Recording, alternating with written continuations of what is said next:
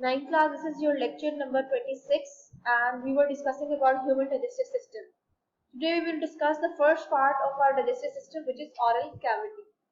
It's on page number 158. Book पे page number 158 open करें. सबसे पहले हेडिंग्स मार्क कर लें, उसके बाद आपका टॉपिक स्टार्ट करते हैं. ठीक है. ऑरल कैविटी में आपको थोड़ी सी रीअरेंजमेंट करनी पड़ेगी और हेडिंग्स को थोड़ा सा मॉडिफाई करके लिखना पड़ेगा. बुक पे देखें पेज नंबर 158 में जो फर्स्ट लाइन है ऑरल कैविटी इज स्पेस, यहां से मार्क करें first 1.5 line before food selection से पहले आप हेडिंग मार्क करें डेफिनेशन. डेफिनेशन के बाद आप मेन हेडिंग लिखेंगे फंक्शन. ठीक है, जिस तरह से यहाँ पे लिखी हुई आपको नजर आ रही है. फंक्शंस की हेडिंग देंगे सेंटर में और उसके बाद इसी तरह से ये 4 पॉइंट्स आप लोग लिखेंगे. उसके बाद बुक पे हेडिंग मिलेगी आपको. तो पहले इस तरह से फंक्शन की हेडिंग लिखें. 1, 2, 3 और 4 फंक्शंस मेंशन करें. Food selection, mastication, lubrication and chemical digestion. ठीक है. अब ये फंक्शन है कहां में बुक पे. बुक पे फर्स्ट पैराग्राफ की सेकंड लाइन पे बोल्ड करके लिखा है फूड सिलेक्शन. इसमें ब्लॉक बनाएं और लिखें नंबर 1. अब फूड सिलेक्शन के आगे जितना भी पैराग्राफ आपको नजर आ रहा है ये आपने पॉइंट्स की फॉर्म में लिखना है. फर्स्ट पॉइंट होगा आपका when food enters oral cavity, यहां पर लिखे नंबर 1. फिर लिखे if the taste of mutton suggest, यहां पर लिखे नंबर 2.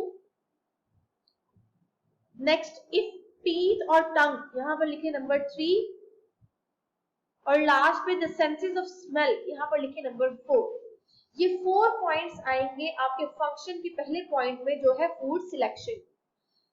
सेकेंड पैराग्राफ पर हेडिंग लिखें मैस्टिकेशन, नंबर 2 लिखें. इस तरह से नंबर 2 और मैस्टिकेशन ये मेन हेडिंग है, वहां पे आपने लिखी है. और यहाँ पे शॉर्ट क्वेश्चन भी साथ ही मेंशन कर ले, सिग्निफिकेंस ऑफ मैस्टिकेशन पूछी जाती है. Significance of mastication. Third paragraph पे हेडिंग मार्क करें लुब्रिकेशन एंड केमिकल डाइजेशन. इकट्ठे हेडिंग लिखेंगे लुब्रिकेशन एंड केमिकल डाइजेशन. उसके बाद उसी पैराग्राफ में सलाइवा लिखा हुआ नजर आ रहा है आपको थर्ड लाइन में, वहां पे हेडिंग लिखे थर्ड लाइन में role of saliva. Third paragraph की लास्ट लाइन में लिखा हुआ है सिलाइवरी एमाइलेज, वहां पे हेडिंग लिखे रोल ऑफ सिलाइवरी एमाइलेज. और लास्ट पैराग्राफ जो है इस टॉपिक का उस पर हेडिंग लिखे बोलस फॉर्मेशन. अब हेडिंग्स आपकी डन होगी. स्क्रीन पर ये हेडिंग्स आपको नेक्स्ट टॉपिक्स पढ़ते जाएंगे नजर आएंगी. आप लोग बाद में भी नोट कर सकते हैं. ऑरल कैविटी स्टार्ट करने से पहले आपको ऑरल कैविटी की डायग्राम दिखा दूं ताकि आपको ऑरल कैविटी के कुछ इंपॉर्टेंट पार्ट्स का पता चल जाए. ऑरल कैविटी बेसिकली कहते हैं कि जो आपकी जितना भी माउथ का इंटरनल पोर्शन है वो सारा का सारा ऑरल कैविटी में आता है. इसमें आ जाते हैं lips, tongue, teeth, hard palate, soft palate. ठीक है. हार्ड पैलेट क्या है कि जहां पे आप अपनी माउथ में टंग को अपर पोर्शन पे टच करो तो जो हार्ड बॉडी से स्ट्रक्चर फील होता है वो है हार्ड पैलेट. और उसके पीछे बिल्कुल ही मस्कुलर सा पोर्शन फील हो रहा है, वहां पे कोई बोन फील नहीं होती है, that is your soft palate. ठीक है. ये अपर माउथ में आप कह सकते हैं कि उसका जो अपर पोर्शन है रूफ वाला जो जगह है माउथ में वहां पर हार्ड और सॉफ्ट पैलेट होती है.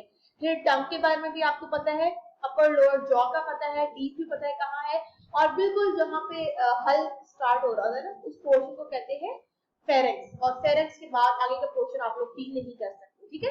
तो ये सारा का सारा पोर्शन आपकी ऑरल कैविटी का. बुक में पार्ट्स ऑफ ऑरल कैविटी के नाम से फिगर 8.3 बनी हुई है. ये डायग्राम की प्रैक्टिस करनी है. Oral cavity is a long question. ठीक है. तो डायग्राम के बगैर कंप्लीट नहीं होगा. ऑरल कैविटी की डायग्राम की प्रैक्टिस करनी है. अब हम स्टार्ट कर रहे हैं अपने टॉपिक कि ऑरल कैविटी बेसिकली क्या है. Oral cavity is the space behind your mouth. Mouth means behind your lips, जहां से आपके लिप्स और जॉ स्टार्ट हो रहा है उसके पीछे जितनी भी इंटरनल कैविटी आपको फील हो रही है अपने मुंह में उससे कहते हैं ऑरल कैविटी. इसकी स्ट्रक्चर्स आप लोगों ने देखी है कि जॉ है, लिप्स है, टंग है, सॉफ्ट हार्ड पैलेट है, फेरेंक्स है. ये सब के सब स्ट्रक्चर्स मिलकर एक पोर्शन बनाते हैं जिसे हम कहते हैं ऑरल कैविटी.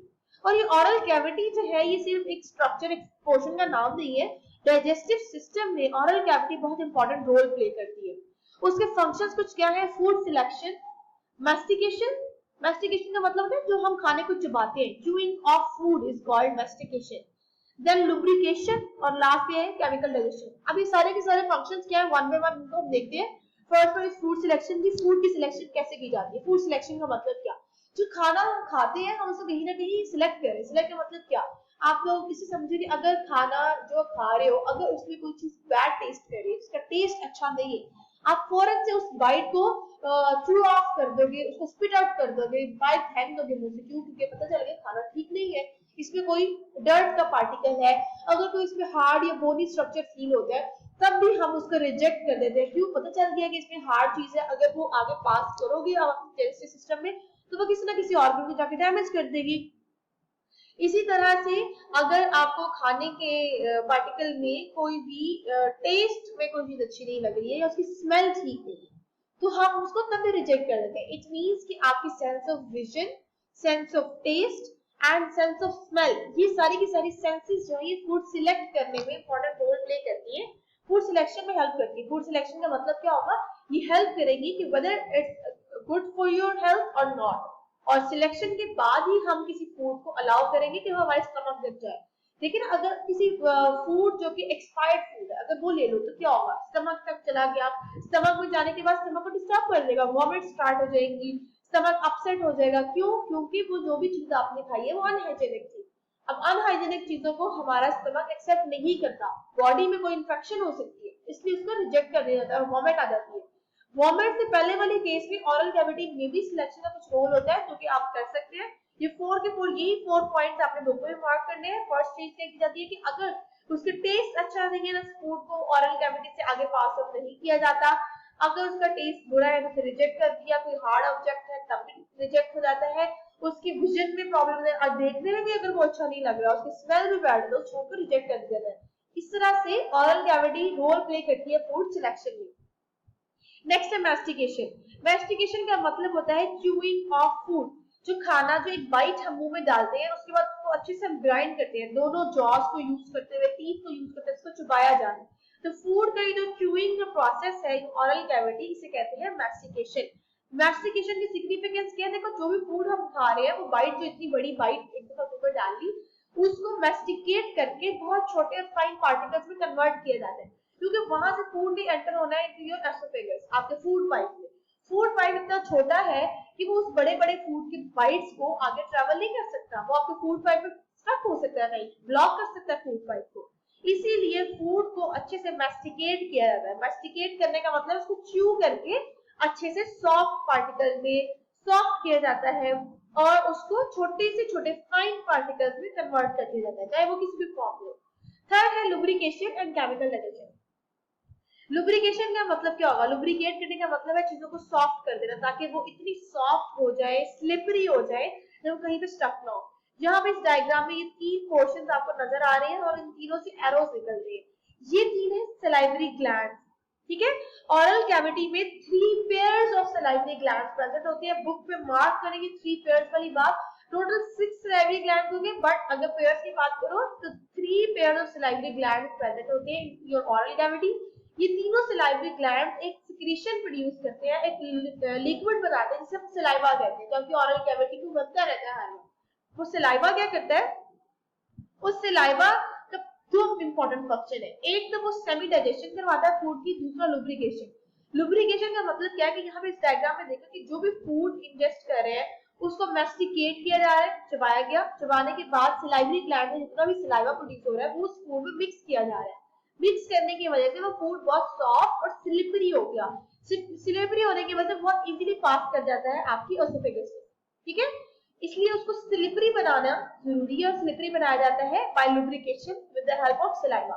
अब इस सलाइवा में एक और इंपॉर्टेंट फंक्शन भी किया जा रहा है, केमिकल डाइजेशन। केमिकल डाइजेशन कैसे हो रही है? सलाइवा में एक इंपॉर्टेंट चीज है जिसे हम कहते हैं सलाइवरी एमाइलेज। एमाइलेज अगर आपको याद हो तो ये एक एंजाइम है, ASE की टर्म इंडिकेट कर रही है, इट्स एन एंजाइम।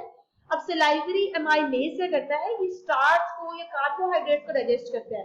पढ़ा था ना, लाइपेज, प्रोटीएज, वो एंजाइम जो लिपिड या प्रोटीन को डाइजेस्ट कर रहे हैं। तो एमाइलेज क्या है? Amylase is an enzyme which digest starch और कार्बोहाइड्रेट। वो फूड जो आप खा रहे हो उसमें स्टार्च का जो पोर्शन है, जो कार्बोहाइड्रेट वाला पोर्शन है, वो ऑरल कैविटी में ही डाइजेस्ट हो जाता है।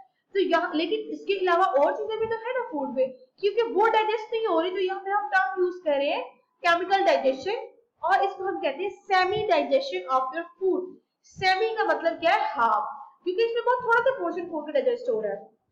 इंपॉर्टेंट ऑब्जेक्टिव यहाँ पे आप लोग माइंड में कॉन्सेप्ट याद कर ले कि which portion of the food is being digested in your oral cavity।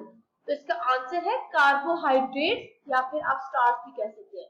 ना प्रोटीन की डाइजेशन हो रही है, ना लिपिड्स की डाइजेशन हो रही है, ना फैट्स की हो रही है, ना मिनरल्स वगैरह हो रहे हैं। यहाँ पे सिर्फ और सिर्फ कार्बोहाइड्रेट या स्टार्च की डाइजेशन होगी, उसकी ब्रेकडाउन होगी। तो आपने याद रखना है oral cavity is dedicated for the digestion और ब्रेकडाउन ऑफ कार्बोहाइड्रेट और स्टार्च। तो यहाँ पे दो क्वेश्चंस कंप्लीट हो गए। एक तो role of saliva and second is role of salivary amylase. Saliva के दो रोल्स आएंगे, एक तो lubrication and softening of food, second one is chemical digestion of food. अगर सलाइवरी एमाइलेज आएगा स्पेसिफिकली तो उसमें सिर्फ आप डाइजेशन ऑफ कार्बोहाइड्रेट की बात करोगे, ठीक है। Role of saliva, role of salivary amylase तो अलग शॉर्ट क्वेश्चन है। इसके बाद बोलस के बारे में आपको मैंने हेडिंग लिखवाई थी, फॉर्मेशन ऑफ बोलस। बोलस क्या है? जब ऑरल कैविटी में फूड को अच्छे से च्यू कर लिया गया, उसकी मास्टिकेशन हो गई, उसको सलाइवा से लुब्रिकेट कर लिया, सलाइवरी एमाइलेज इसकी सेमी डाइजेशन हो गई, उसमें वो सारे के सारे कार्बोहाइड्रेट को डाइजेस्ट कर लिया। उसके बाद जो स्मॉल स्लिपरी स्फेरिकल सा मास बन जाता है मुंह में, उसे कहते हैं बोलस, ठीक है। बोलस की अलग से डेफिनेशन इसको मार्क करना है कि food particle, the food which is passing from your oral cavity into your oesophagus, उसको हम क्या नाम देते हैं? उसको हम कहते हैं बोलस।